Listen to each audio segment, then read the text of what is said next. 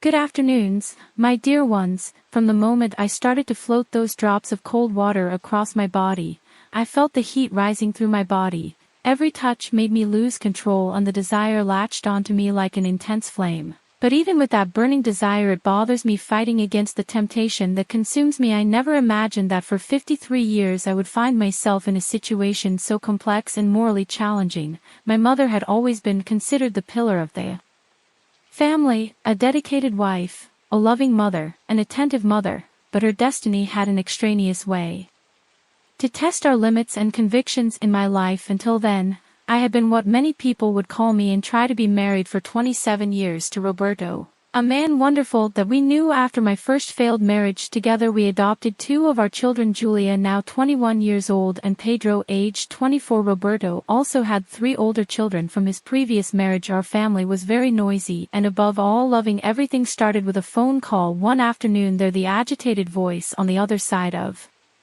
the line was Sarah, the manager of the cafe where she worked for me. Lucas, Senora Maria had an accident. Lucas was the one with hot acceptance, so we are taking him to the hospital now. My heart is speeding up. Lucas, the son of my deceased best friend, it was like a third child for me, 22 years old, who was in the last year of university, dividing his time between studies and work in the cafe. I ran to the hospital with my heart tight with worry. I found Lucas in the emergency room, his brothers completely blindfolded. His normally happy face was contorted with pain. Tia Maria said to the worm in her fearful voice, "Forgive me for now.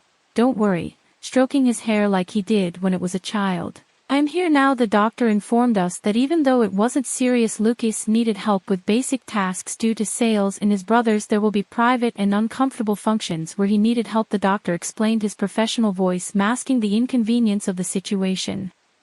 "How suggest that we handle this?" doctor asks me, feeling a nude forming in my stomach. The doctor's face is visibly uncomfortable. "Good Senora Maria, your brothers are completely immobilized. People will need help with all their dressing, personal hygiene. I suggest that if it is possible for a family man to help with the most intimate tasks." I thought about Roberto's certainly helping me, but with his demanding work the majority of the responsibility would fall on me on the days that Siguerin found me taking care of Lucas in ways I had never imagined, each more mundane task that brought a weight of intimacy that was difficult to ignore, helping him dress, eat, carry out his personal hygiene, all of which created a closeness that began to awaken confused feelings in me. Lucas was always in good humor despite the circumstances, trying to alleviate the discomfort with troubles. "Dear Aunt Maria, I believe that now you can really decide that you know me inside and through." It was Bromeo.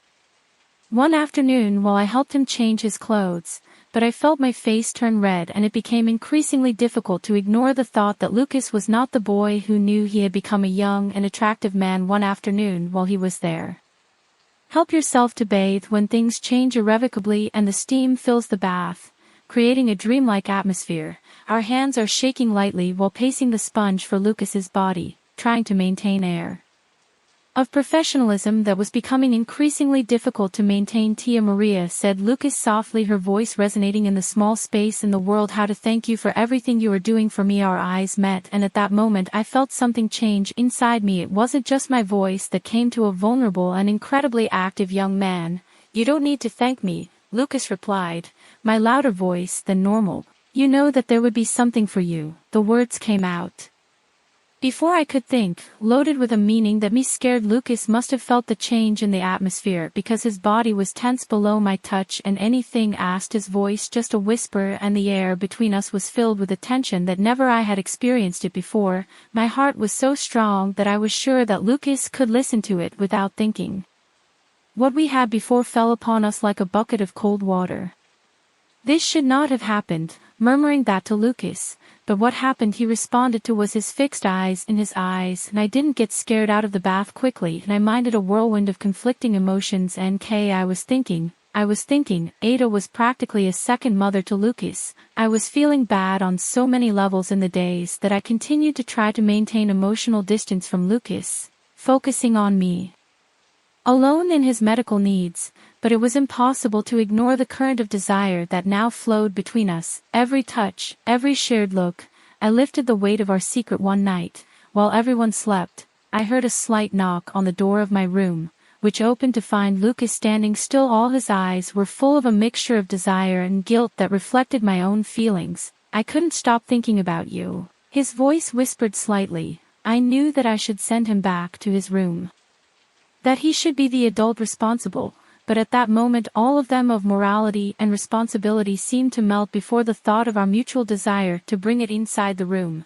Closing the door silently behind our fellow human beings' mouths met in a murky kiss of repressed tension exploding in a moment of overwhelming passion. We reached love with an intensity that surprised me. Every touch, every hidden moan, every movement was amplified by the prohibition of what we were doing was wrong on so many levels, but at that moment it seemed like the only right thing to do in the world. After we were side by side, the guilt started to infiltrate what we already had. How could we look at our family after this? "It's different," I say, "but I don't know if I can keep myself away from you now." The days that continue were a sweet torture. We tried to maintain appearances by acting normally in front of the family, but every moment alone was a constant battle between desire and guilt to justify our closeness, but the bond we had formed was too strong to break so easily. One afternoon, while I helped Lucas with his physiotherapy exercises, we were surprised by Roberto entering the room We quickly moved away, but I'm sure that we noticed something strange in the whole air. "It's right here," I asked, his eyes moving between us. "Claro, dear," I replied, trying to keep my voice steady. "I'm just helping Lucas with his exercises." Roberto did nothing, but I saw a shadow of doubt pass by his eyes. At that moment the weight of what we were doing fell upon me with all his strength in Lucas's hands, and we were putting at risk the whole family structure that we had built over the years. That night, after everyone, we went to sleep and found Lucas in the kitchen without saying a word. We hugged each other knowing that we had to make a decision. "We couldn't continue like that," I said in my broken voice. "Lucas, I felt like tears shining in your eyes. But how can I live without you?" Now we have to try to answer him. Feeling my heart break for everyone's sake. In the days that followed us with a strong effort to let go of us, it was painful, like tearing a piece of myself away every time. Unrequited gaze, each touch avoided. It was a small death, but little by little things began to return to normality. Lucas returned to university. Resumed my routine life, continued its course as always for months. At each family reunion, each festive, there was a moment of tension when we found ourselves in a shared gaze that revealed everything we could not express in words, and the pain was there mixed with the desire, and there was regret. But we also had a mutual understanding. We had made the correct decision. However difficult it was. A year after the beginning of it all, I received an invitation to Lucas's graduation. My heart got ready to think about seeing him again and being in the same space that he knew. Everything we had experienced on the day of the ceremony. I saw him cross the stage to receive his diploma, so much joy and full of promises for the future. Our eyes crossed for a brief moment and I felt the entire weight of our shared history. After its ceremony we got a moment alone. "How are you?" asking, your soft voice surviving, I answered honestly. "And you are smiling sadly." "Every day it's a fight, but I'm still continuing along." We remained in silence for a moment, the weight of everything we couldn't have floating between us, believing that someone would pass, and finally Lucas sighed. I wanted to decide what we had experienced had marked us in a way that we could never completely erase. We returned to the celebration, each one following their path, leading our secret as an invisible weight, continued life for the people to our surroundings, and celebrated together with the torbellino of emotions that were developed within us today. Years after this intense period, I look back and think about how these moments changed my life forever. The guilt remains there as well as the regret for the lies and the risk we run. But there is also a part of me that refuses to completely regret what I lived with. Lucas taught me about the intensity of desire, about the complexity of love, and about the limits that society has. The moral imposition on our emotions was incorrect. It was dangerous, but it was also the most profound and transformative experience of my life. Sometimes when I was alone, I allow myself to relive those moments in me.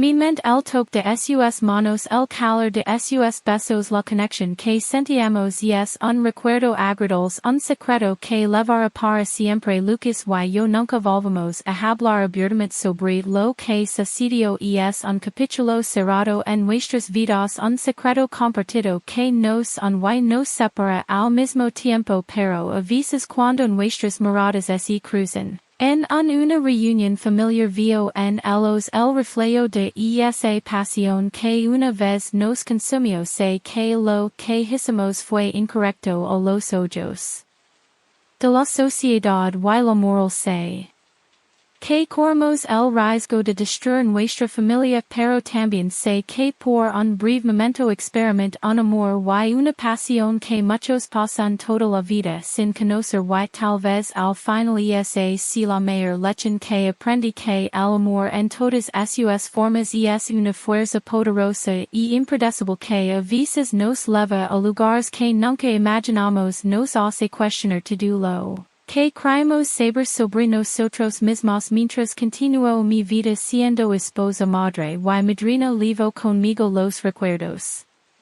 de ese periodo intenso un recordatorio constante que la vida es compleja que el amor no siempre sigue las reglas y que a veces el mayor acto de amor es saber cuando dejar ir y así con el peso de este secreto y la riqueza de esta experiencia sigo mi camino una mujer marcada por una pasión prohibida pero decidida a vivir cada día plenamente levando conmigo las lecciones de amor deseo y sacrificio que aprendí. En ese periodo inolve con mi ahijado la vida sigue las estaciones cambian y yo continuo aquí guardando un secreto que lo cambio todo pero que también me enseñó el verdadero significado de amor sacrificio y perdón no solo para los demás sino principalmente para mí misma.